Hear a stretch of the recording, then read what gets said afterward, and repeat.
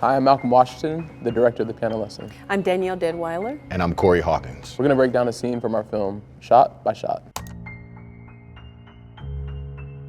Anytime I get anywhere near you, it's like you're pushing me away. I got enough on my hands with Maritha. I got enough people to love and take care of. Okay, but who you got to love you? I think that what's established is a gendered understanding of society and how a woman moves through the world. That's the initial conversation that's happening. You trying to tell me a woman can't be nothing without a man? Okay. But you all right? Which shifts to what's happening in the interior world, and specifically why Bernice has the relationship with the piano that she has.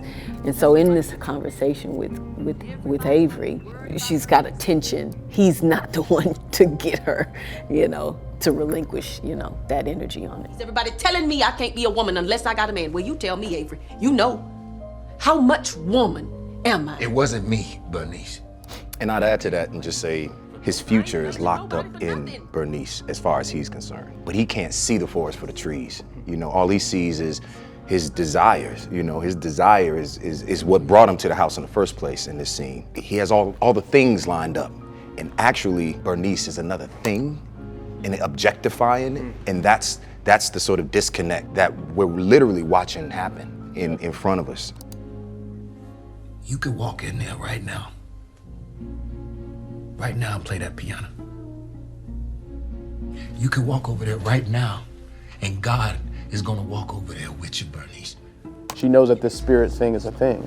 That's like something that's been haunting her for a long time. And where Avery is trying to change his identity, change who he is, prove it to himself and to others. He's trying to summon her across the table. He's trying to give her a sermon that will get her to move. When the scene ends, she's unresolved too. There's something stirring inside of her of okay, there's more to this that I'm gonna have to wrestle with, and that kind of launches us into the next part of the film. God don't ask you what you've done. God asks you what you're gonna do.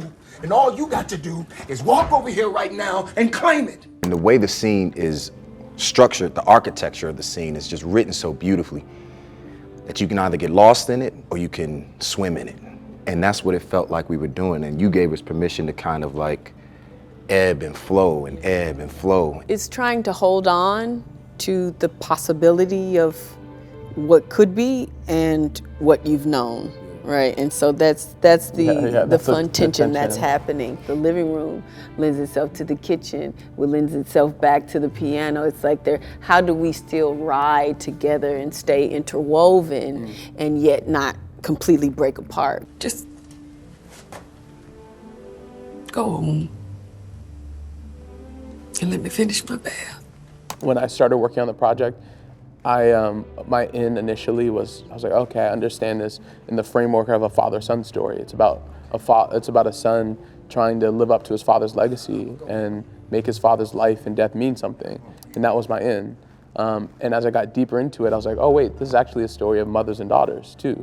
And the work that our mothers do and what they instill in us, that maybe when we're younger, we take it for granted, or we're fearful of it, or we try to reject it in some way, and only later in life do we come to see, oh, this is the lesson that I needed my whole life anyways.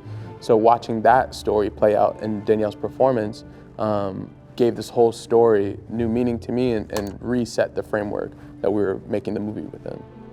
If the good Lord give me strength tomorrow, I'm gonna come by here and I'm gonna bless this house. And I'm gonna show you the power of the Lord.